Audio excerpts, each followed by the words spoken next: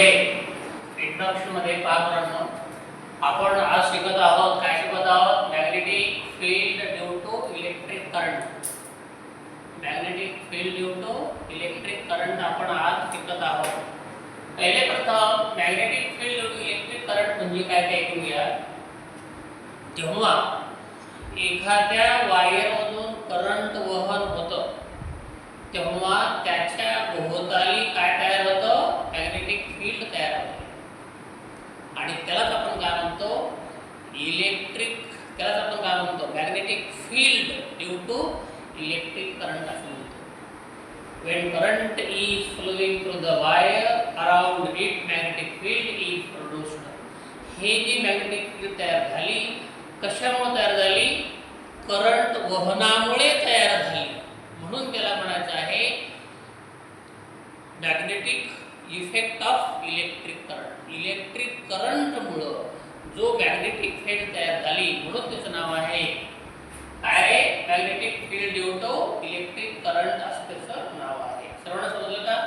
Magnetic field due to electric current का म्हटलं जातं, कारण करंट जेव्हा एखाद्या वायरमधून वहन होतं तेव्हा त्याच्या भोवताली मॅग्नेटिक फील्ड तयार होत असते आणि म्हणूनच त्याला म्हणलेलं आहे magnetic field due to electric current. Electric करंटमुळेच मॅग्नेटिक फील्ड तयार झाली म्हणून त्याला म्हणलेलं आहे magnetic field due to electric current. सर्वांना समजलं? यस. आता पुढचा प्रश्न आहे students, what is right hand rule. Right hand rule म्हणजे काय आहे. एक कंडक्टर घ्या, एक काय घ्या, कंडक्टर घ्या, बरोबर आहे. आणि कंडक्टर घ्या तर एक आपला राईट हँड घ्या, राईट हँड. तुमचा उजवा हात घ्या आणि हा जो थंब आहे ना त्याला काय करा, तुम्ही स्ट्रेच करा. स्ट्रेच करा म्हणजे ताण काटा. त्याला ह्याला म्हणायचं इंडेक्स फिंगर. ह्याला काय म्हणायचं, इंडेक्स फिंगर म्हणायचं. आणि ह्याला काय म्हणायचं रे, ह्याला काय म्हणायचं, मिडल फिंगर म्हणायचं. आता ह्या थंबमध्ये आणि ह्याला म्हणायचं इंडेक्स फिंगर आणि ह्याला म्हणायचं मिडल फिंगर. लक्षात घ्या. ह्याला म्हणायचं, ह्याला तो सर्व माहिती आहे, एक थंब आहे तो स्ट्रेच करा म्हणजे ताठ त्याला ताणा. त्याच्याने हे पण ताठ करा. ह्याच्यामध्ये आणि ह्याच्यामध्ये ह्याला म्हणजे इंडेक्स फिंगर. इंडेक्स फिंगर ह्याच्यामध्ये काय झाला पाहिजे, राईट एंगल झाला पाहिजे. राईट एंगल म्हणजे दोघांच्या मध्ये कोन कसा झाला पाहिजे, 90 अंशाचा कोन झाला पाहिजे. त्याचप्रमाणे हे दिसतं का, हे आणि हे ह्याच्यामध्ये सुद्धा किती कोन झाला पाहिजे, हे सर्वांमध्ये जसं हे माझं होत नाही थोडंसं हे, परंतु हे बघा ह्याला म्हणायचं थंब, ह्याला म्हणायचं इंडेक्स फिंगर आणि ह्याला म्हणायचं मिडल फिंगर. मिडल फिंगर आणि इंडेक्स फिंगर या दोघांच्या मध्ये सुद्धा काय झाला पाहिजे, राईट एंगल झाला पाहिजे. आणि थंब आणि हे इंडेक्स फिंगर याच्यामध्ये सुद्धा राईट एंगल झाला पाहिजे. अशा पद्धतीने त्यांना ताणा तुम्ही काढले. बरं, मग आता झाल्यानंतर काय होतं माहिती आहे का, हे जो थंब आहे ना, थंब काय दर्शवितो, मोशन ऑफ द कंडक्टर. कंडक्टरचं काय दाखवतो, मोशन दाखवतो. त्यानंतर इंडेक्स फिंगर काय दाखवतो, direction of the magnetic field. Magnetic फील्डची तो काय दाखवतो, दिशा दाखवतो. आणि जो मधला फिंगर आहे मिडल फिंगर काय दाखवतो, direction of the induced current. जो करंट वहन होतं ना त्या करंट वहनाची दिशा दर्शवायचं काम कोण करत असतं, मिडल फिंगर करत असतो. आणि इंडेक्स फिंगर काय करतो, मॅग्नेटिक फील्डची डायरेक्शन दर्शवितो. आणि हे थंब काय दर्शवितो, मोशन ऑफ द कंडक्टर दर्शवित असतो. त्याला आपण नियमानं लिहायचं कसं, stretch the thumb, index finger, middle finger such that thumb indicates the direction of the motion of the conductor, index finger indicates the direction of magnetic field, middle finger indicates the direction of induced current. This rule is called as the right hand rule. ह्याला आपण काय म्हणतो, right hand rule म्हणतो. तर एवढं समजलं हे, तुम्हाला समजलं का? पुन्हा ऐकून घ्या. Stretch the thumb, index finger and middle finger such that these three These three are perpendicular to each other. ते तीन एकमेकाला कसे आहे? Perpendicular आहेत. Then stretched thumb indicates the direction of motion of the conductor. Index finger indicates the direction of magnetic field, and middle finger indicates the direction of induced current. This law is called as the right hand rule.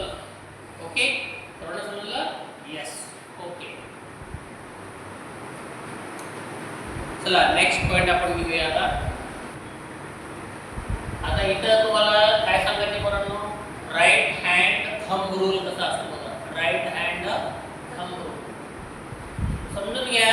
तुमच्या उजव्या हातामध्ये imagine करा की तुमच्या उजव्या हातामध्ये काय केलेलं आहे? जो करंट कॅरिंग वायर असा पकडलेला आहे किंवा ग्रॅब केलेला आहे. ओके, असं वायर काय केलेलं तुमच्या ह्याच्यामध्ये ग्रॅब केलेला आहे, पकडलेला आहे. ओके, तुमच्या उजव्या हातामध्ये करंट वहन करणारा वायर पकडलेला आहे. उजव्या हातामध्ये काय केलेलं आहे? उजव्या हातामध्ये करंट वहन करणारा वायर पकडलेला आहे. तेव्हा काय होतं माहिती आहे का? हे जो थंब आहे ना, थंब असं असं पकडलं पाहिजे. हे थंब काय दर्शवतो? Direction of the thumb indicate the direction of the current. आणि जो कर्ड फिंगर आहे, curled finger indicates the direction of the magnetic field. Okay, आणि ह्याच लॉला आपण काय म्हणतो? राईट हँड थंब रूल असं आपण म्हणत असतो. पुन्हा एकदा ऐकून करा. Imagine current carrying wire is grabbed in your right hand. Then the stretched thumb indicates the direction of the current, and curled finger indicates the direction of the magnetic field. This rule is called as right hand thumb rule. बघा, हे thumb काय दर्शवतो? Direction of current दर्शवतो. आणि हे जे curd finger आहे, दुमडलेले जे बोट आहेत ना, ते काय दाखवतात? मॅग्नेटिक फील्ड दाखवत असतात. आणि अशा लॉला आपण काय म्हणतो? राईट हँड थंब रूल असं म्हणत असतो. सर्वांना समजलं हे? Okay, any problem? काही अडचण नाही? ओके, चला आपण नेक्स्ट पॉईंट घेऊया. नेक्स्ट पॉईंट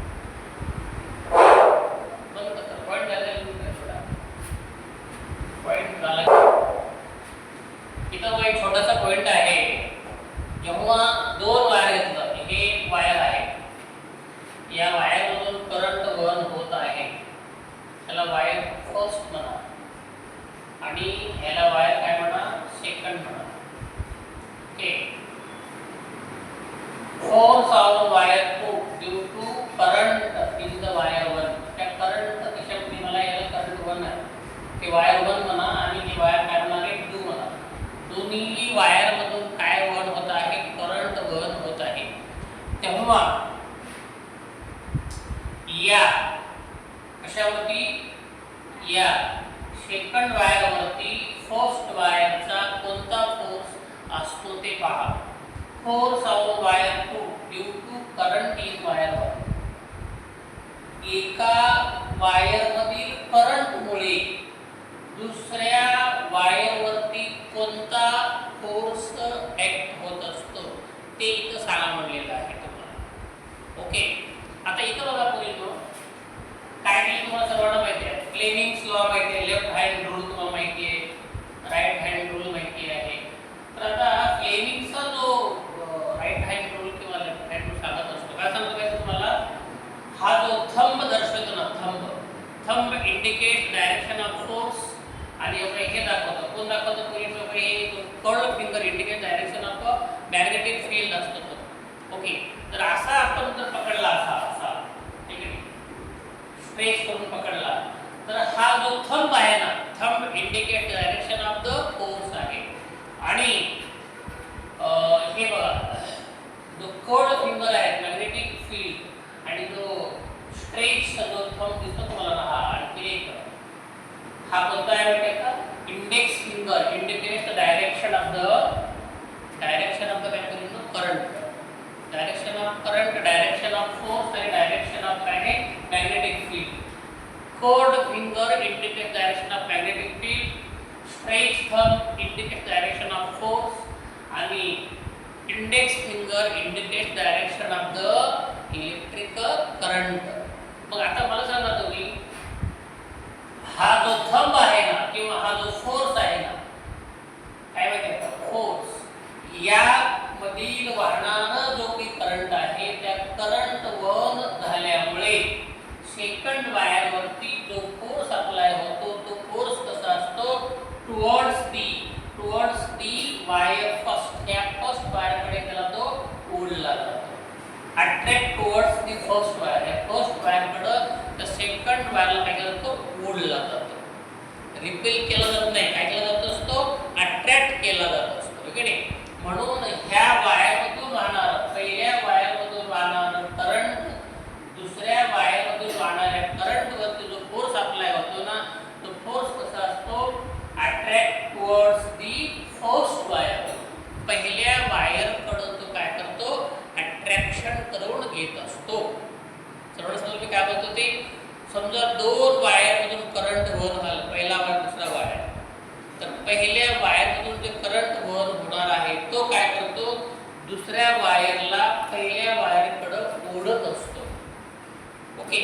अशा पद्धतीने पहिल्या वायरचा दुसऱ्या वायरमध्ये होणारा फोर्स काय असतो, अट्रॅक्शन असतो. सर्व समजलं काय बोलतो ते, पाठीमागे सर्व समजलं की काय बोलतो ते. तर दिस इज युअर फर्स्ट वायर आणि सेकंड वायर मध्ये होणारा काय आहे तो फोर्स ऑफ अट्रॅक्शन असतो, ओके.